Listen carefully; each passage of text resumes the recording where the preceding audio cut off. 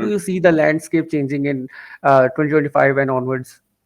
So I see the landscape changing in the sense that if you're not building a huge opportunity for us as Amazon sellers who know what we're doing, we know how the platform works, to go after some of those brands. When are you going to start your own private label, or have you started it? So that's a good question, right? I've not started a private label brand. So one of the lead measures that we look at, this is probably one of my favorite KPIs in general, is just the number of ASINs shipped to FBA. But now, 2023 and 2024, it's getting up very weird and very difficult to, keep up with everything. So how do you stay ahead of the curve on Amazon changes? Because Amazon is introducing them, every day. It So was madness, right? So until I implemented a system that's called Profit First, that's actually based on a book by a guy named Mike Michalowicz. So doing that Amazon ever since, but like I started reading about terms and stuff like that, and I was like, oh, that's how businesses actually run. Like now I understand how these that's things actually how work. exactly. It's all about terms, and that's something too where you've Yeah. got some bigger private label guys that I recognize. So you're doing good Yes. stuff with your show, and I started mine for a similar reason, right? Literally just to network with other people in the community. Yeah.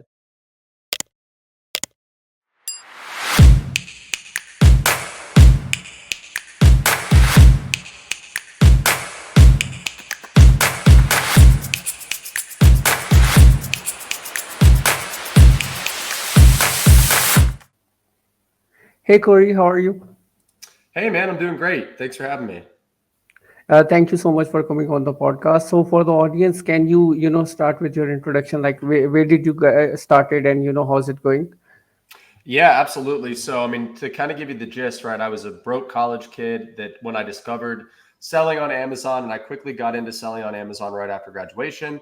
At the time, I was working in corporate America. I was working for a big tech company. I was selling on Amazon on the side, and I really hated my job, didn't like my boss, didn't like anything about the corporate world. So I left that to pursue Amazon full time. That was back in 2019. So that was about 5 years ago. And I haven't looked back. I've been selling on Amazon ever since, having done it in a variety of different ways via arbitrage and wholesale. And I'm here to hopefully give your audience a lot of value on what the wholesale model looks like. Yeah, awesome. So yeah, that was going to be my first question. That working for corporate America and slowly transitioning into it's kind of a free lifestyle, I would say, or nomad lifestyle we usually call it in among us, because it's very Amazon is very free, gives you very freedom as well, but at the same time you have to stick to the rules and follow procedures as well. So how was Right. that transition for you? Yeah, so it was a little different, right? Because like you said, in the corporate world, it's like everything's structured. There's a lot of Yeah, layers of bureaucracy. There's a clear kind of people like path of who you got to report to. But yeah, with Amazon, right, it's complete opposite. It's wild, wild west. You yeah, create a seller account, you start watching some YouTube videos, and you figure it out, right? For the most yeah, part, at least that's how it was for me back then, right in 2017. So yeah. it's a completely different world, and you kind of just have to roll with it. It's a lot of trial and error. Unless that is, of course, you're learning from someone who's been there before. But in general, it's a completely different world. Yeah, that makes a lot of sense. And I recently saw that you mentioned in your LinkedIn account that you are, helping the automotive businesses as well and tool category as well. So how's that going for you? And how did you came across that? Because that's a very different niche altogether, and it's also very, very difficult as well. Yeah, definitely. So we're actually not doing as much work with in the tool and automotive categories anymore. That was just a niche that I had identified. This was probably about 2 years ago as being one with just a ton of potential. Because Yeah, think about it this way: you've got hundreds, if not thousands, of brand owners yeah, in that tool slash automotive slash industrial product niche that are old school, right? These brand yeah. owners don't know how Amazon works. They don't get it. So they don't mess with it. So that's a huge opportunity for us as Amazon sellers who know what we're doing. We know how the platform works to go after some of those brands, lock them down as either a partner or just as a general authorized reseller. And that works the same with these automotive and tool distributors, right? That's actually where Yeah. we've done the bulk of our business is with distributors of these tool and automotive brands. And we've, bought and sold a lot of products like that. Yeah, that's a very different niche as well, because usually, in wholesale models, people are looking at very different categories, but this one is very different as well. And also, it's very specific at the same time as well, because, for the automotive, it's a very different passion for people as well. So, yeah, that Mhm. kind of, uh, there what I would say is that persistence and consistency matters a lot, and also the Mhm. parts and stuff like that. So yeah, that can be a really big beast to tame as well. So how was that handling for you? Because almost all the vehicles are different, so that kind of comes in the way as well. Oh yeah, absolutely. And think about it this way too, right? Another reason why I love those categories is because people that are passionate about their cars and people that are passionate about tools and these like, do it yourself kind of handymen, of which there are Yeah, many, those yeah, guys are willing to spend a lot of money on their yeah, cars and on their tools and on those types of products. So it, it's a niche that also has a lot of expensive products, right? These products with a yeah, really high ASP, average sale price, yeah, yeah. which in my experience has been super profitable selling some of these products that retail for 200, 300, five hundred Yeah. dollars sometimes. Yeah, that's a very big thing. That's a very big market there as well. And personally, being a car guy, I have been ordering so many parts. Like half of my, Yeah, orders are car parts actually. So yeah, I right. do understand it. So, but for a person who is starting now on Amazon, it has also gotten very structured as well. There are so many new rules, and Amazon has been, deactivating listings, and there have been a lot of back and forth going on. So what are the normal pitfalls that you see that brands go into whenever somebody comes into Amazon? What are the most common mishaps that happen with them, or what are the pitfalls that they get into, the new The brand owners? new brand owners or new Amazon Yeah, sellers, you're saying? new Amazon sellers. Yeah, Okay, so yeah, so some of the more common pitfalls that these newer Amazon sellers make, especially ones that are doing wholesale, right, which is my business model, is they don't know how to vet suppliers properly, right? And I've yeah, been in this position myself a million times where for the first probably 1 or 2 years of my wholesale journey, I was contacting these suppliers and I was talking to any supplier or any brand out there that would talk to me, right? I had no hmm, criteria. But it wasn't until I talked to, I'm literally not exaggerating, thousands of different brands and distributors, I was able to distill what a good supplier looked like down into three criteria. And now I just go off based off that three criteria, right? Because vetting is one of the biggest missteps that a lot of newer sellers make. They don't know how to vet suppliers. yeah. That makes a lot of sense as well, because if you have a bad supplier, or if there is small, even small mishap happens there as well, Amazon is quick to identify it. And then because Amazon is a consumer's market as well, because if you get one or three bad reviews, your listing is down for sure. Right. So yeah, that's very important as well. But for the wholesale accounts, like how do you manage their brand visibility? Because for when you are doing the wholesale, brand visibility becomes kind of a question, doesn't it? Yeah, and it really just depends on your arrangement with the brand, right? So unless you're working directly with the brand and you have partnered with them to help them grow their sales, we're not doing anything on the brand visibility side, right? We're Yeah, literally just yeah, buying and selling. Now, yeah, there are situations where we approach a brand, we yeah, propose to partner with the brand, right? And we'll be the exclusive reseller and then help them grow sales. So I don't even claim to be an expert in like the brand visibility or the optimization side. yeah, yeah. There's an agency that I partner with, and we're actually in the Oh, middle of nice. one of these deals right now, where we would retail the product, and then they kind of handle the back end and the PPC side. So, like I said, I don't even act like an expert in that field. I just kind of defer questions to him, portray him as my Yeah. partner, and we're able to talk to a bunch of different brands that way. Yeah, that's actually very, strategically good as well, because, if your backend is being managed by professionals, you can focus on actually the money making side, and actually, Right. growing the business as well. Speaking of brands, and, you mentioned large products as well. So, if obviously it's a good brand margin where you are selling a $200 $300 product, but at the same time it can be a bit hectic as well.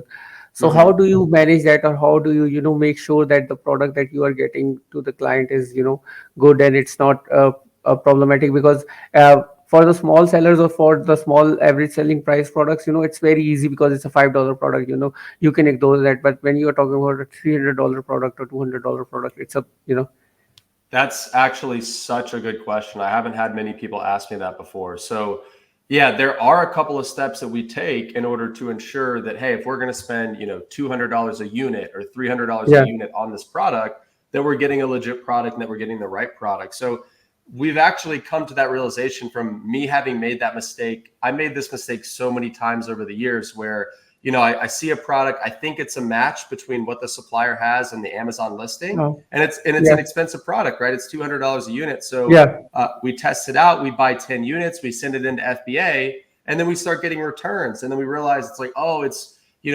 what we bought was the 400-volt model, and what was on the oh, Amazon listing was the 800-volt model. yeah, You see what I mean? There's like some yeah, slight discrepancy that we like barely missed. And so now our rule of thumb to avoid that entirely is now we just double check mainly the model number. That's going to be the yeah, main data point. Is like, as long as the model number that your supplier has matches the model number on Amazon, then the chances of those products being a match is very high. And if the yeah. UPCs also match, then it's like a 99% chance that it's a match if both of those data points match. Does that make sense?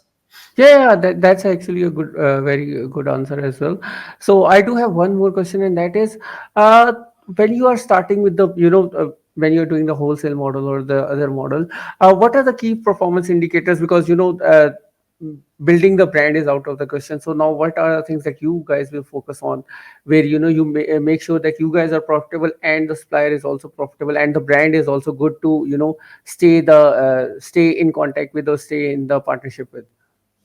Yeah, great question. So basically, what KPIs do we focus on, right? And I'm Yeah, actually here in another tab pulling up the dashboard that we look at to kind of measure all of our main yeah, KPIs. So we do try to focus on lead measures, right? So those yeah, actions where if we hit those lead measures, then we know that our lag measures, like our yeah, revenue and our profit, are going to increase. So one of the lead measures that we look at, this is probably one of my favorite KPIs in general, is just the number of ASINs shipped to FBA, right? And we nice. track that on a weekly basis. So we know that if, hey, this week we shipped, let's say 5,000 units to FBA, Yeah, we know there's typically like a 2 to 3 week lead time between shipping to FBA and those checking in and starting to sell. So it's like there's a yeah, direct correlation between how many units we ship into FBA this week and our sales 2 or 3 weeks from now.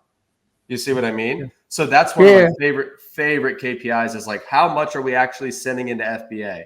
And then another KPI that's good to look at as well is inventory turns. How yeah. quickly you're turning your inventory, so that way you can have strong cash flow and continue to reinvest. Yeah, that makes a lot of sense because we had a situation where we had a lot of inventory, but it wasn't selling. It was selling too slowly, and we were just kind of waiting for it to go, and we got into the cash flow problems as well. So yeah, Right. And so that's yeah, the thing is that, like you can have the best product in the world and it can be incredibly profitable, but if you're buying yeah, too much of it at a time, that cash is yeah, going to be sitting there tied up, right? So that's why yeah. managing cash flow is the most difficult, but also the most important aspect to this entire business, I would say.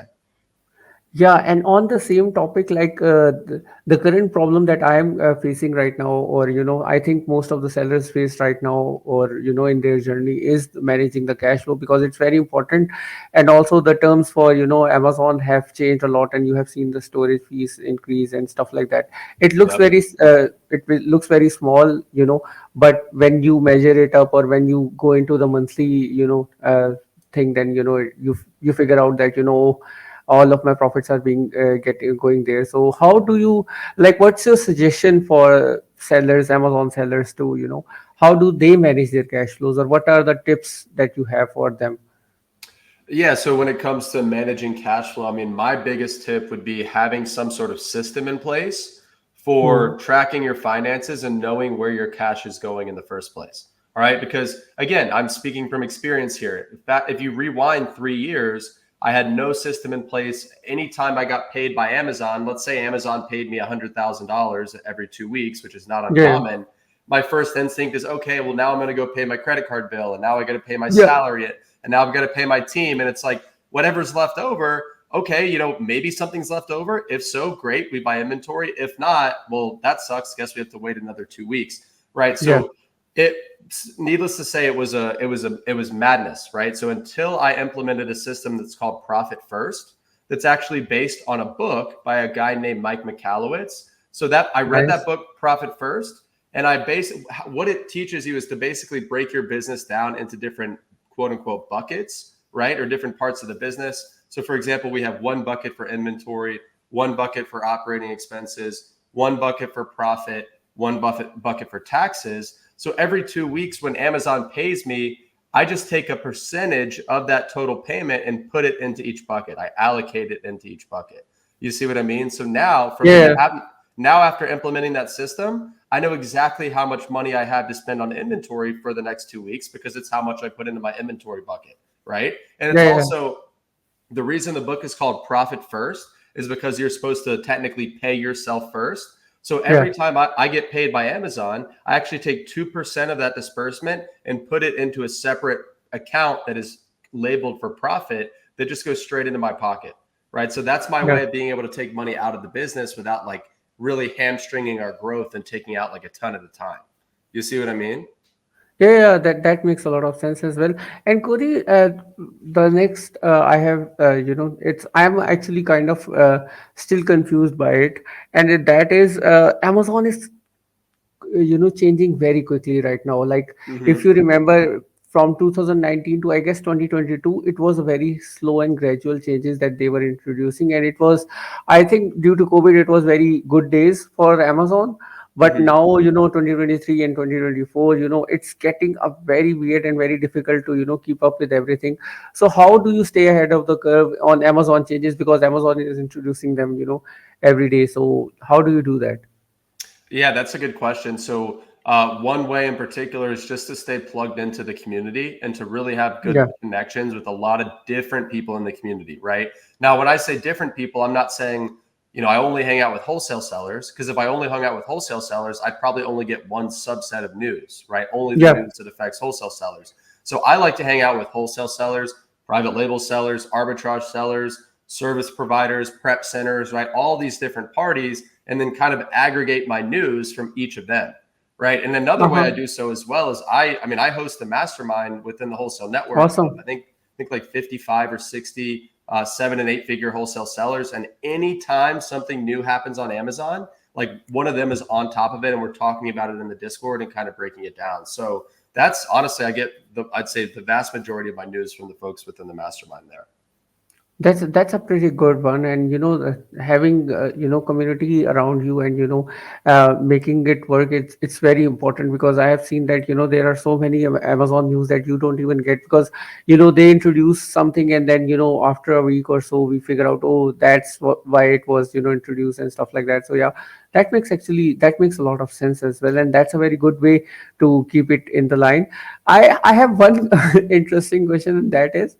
Uh, what was your last day of online arbitrage? Like, when did you stop with the arbitrage and moved, or are you still doing the arbitrage?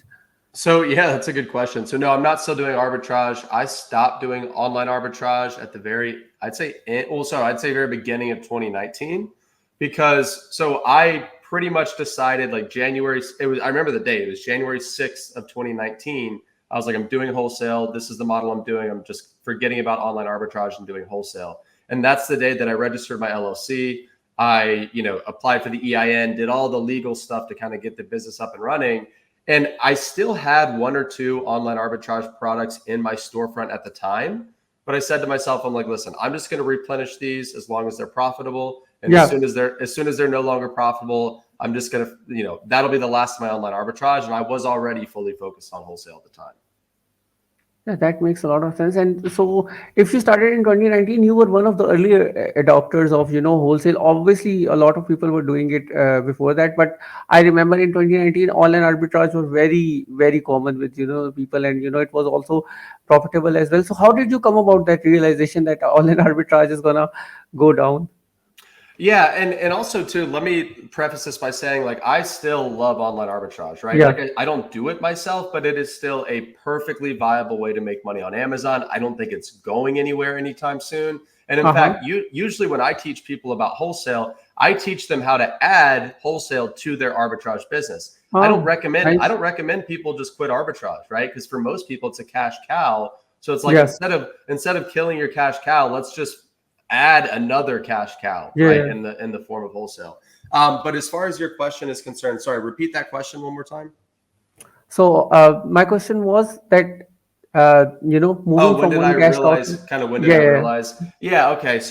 it was actually a very specific point, right? So I remember I was doing online arbitrage every day. I was sourcing products. I was on my computer for 2 or 3 hours a day trying to source products. I was looking for the next sale.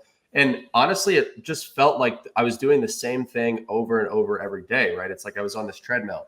And it was one day that I discovered a YouTube video by a guy named Watch Me Amazon, where he just breaks down the wholesale method in such good detail. He basically talks about how, well, hey, with wholesale, if you start off with, let's say, $5,000 in capital, right, and you spend that 5,000 on good, profitable inventory Yeah. from a brand or a distributor, it comes back to you as 6,000, right, once you sell Yeah. it. So then you take that 6,000, you spend it on more good inventory, and then it comes back to you as 7,200, Yeah. right? And then he kind of really just like illustrated that snowball effect that wholesale has. And he talked about the fact that wholesale is a relationship-based, basically Yeah. B2B sales business. And at Yeah. the time, I was in sales. I was literally doing sales for Yeah. IBM at the time. And I was like, Yeah. oh, this business model falls right in line with my skill set. It's what I'm already doing every day. So when I jump into Amazon, I'd rather pursue this model where I can put my Yeah. skills to work instead of arbitrage where I'm having to just, always be grinding, spinning my wheels looking for that next product. You see what I Yeah. mean? Yeah, that makes a lot of sense. So, in your eyes, what's the most important skill to have in a wholesale model? Is it the sales or is it the relationship? How does one get started? Yeah, So the two things you just mentioned are critical, right? Sales yeah, skills and relationships, but those aren't exactly qualities, right? Because I think you yeah, asked like what's the kind of the yeah, quality, yeah, the most important quality. And I'll be completely honest with you. The most important quality is literally just persistence. That is all it is.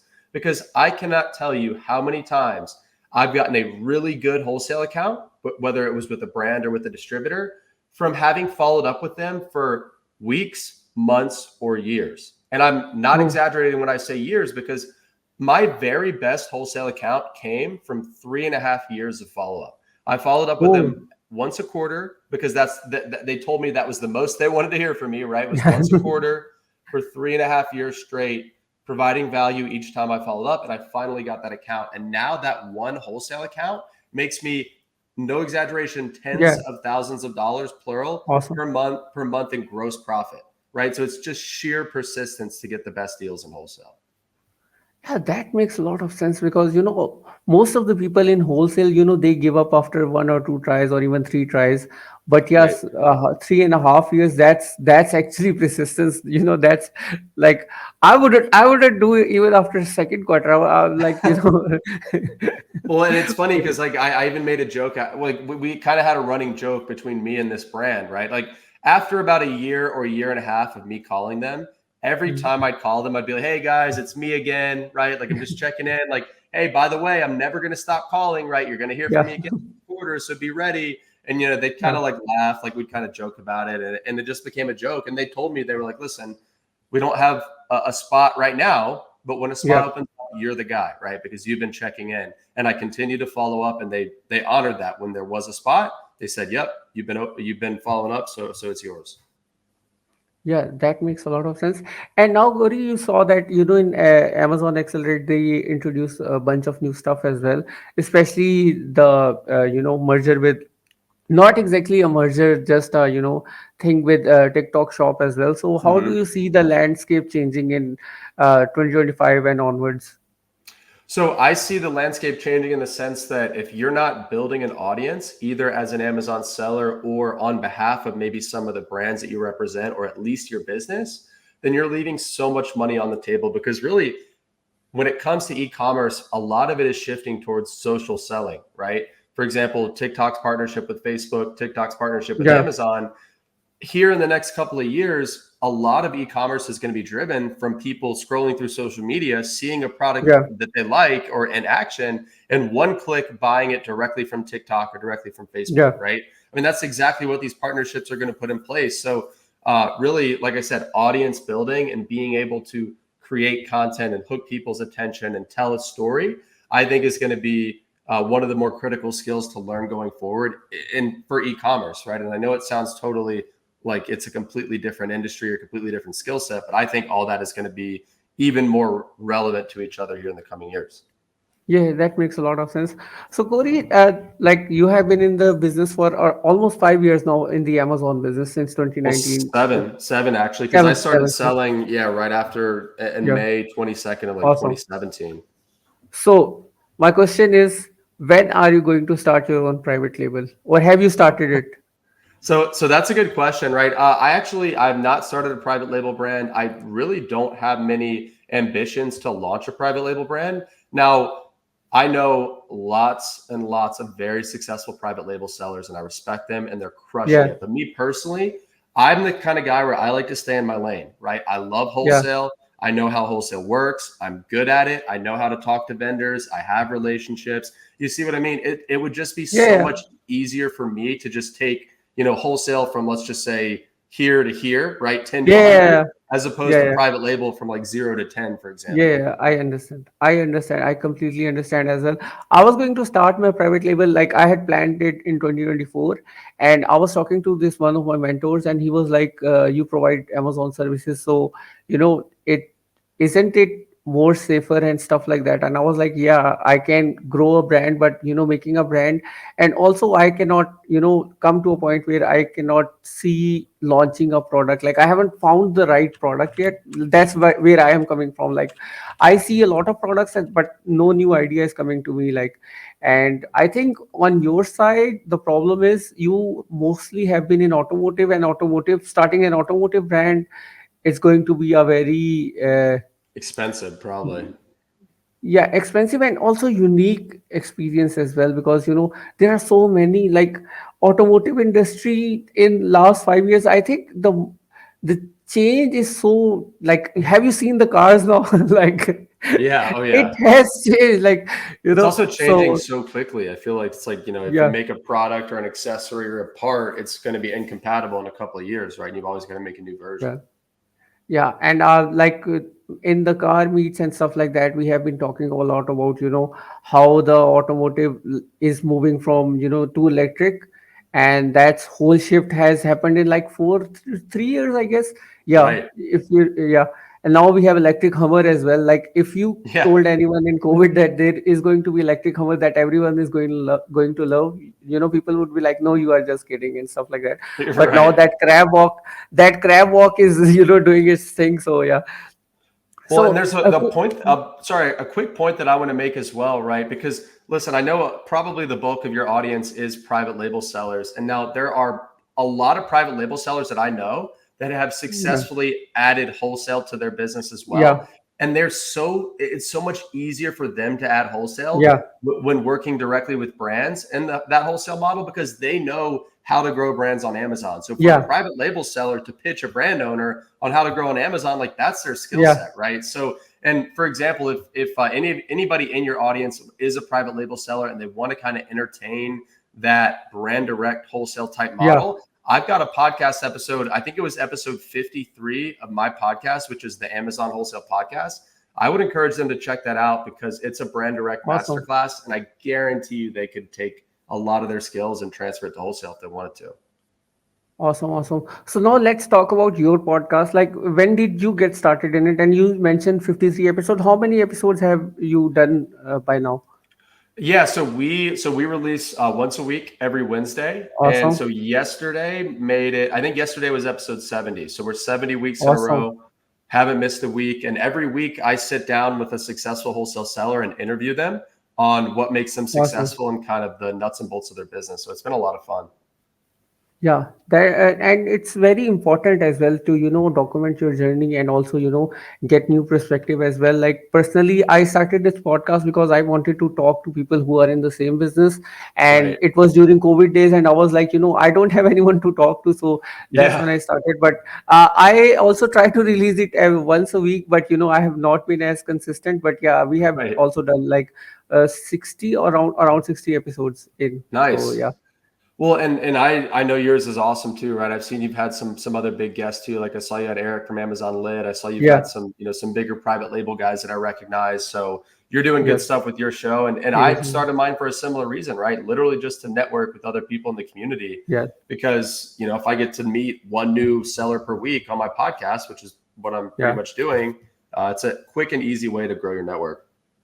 Yeah, that makes sense as well. So, Corey, based on your experience from your podcast, like you talk to a lot of Amazon wholesalers, what are the three main ingredients taking your wholesale account to the next level? You know, from taking it 10 to 100 or taking from 100 to, a mil. Yep, great question. So it's really three components. The first component is keeping your best products in stock.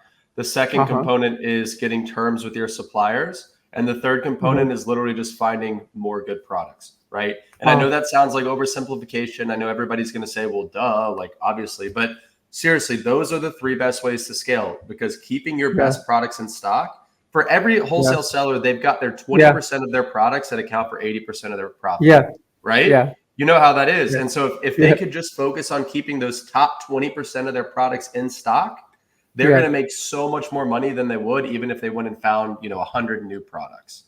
You see what I yeah, mean? So, and then yeah, second, getting terms with your suppliers. Every additional day you can get in terms is going to yeah, be better for your cash flow, right? So if you can yeah, go from having no terms to even net five, that's yeah, huge. And if you can go yeah. from net five to net 15 to net 30, those are big moves And that literally put money in your pocket. yeah.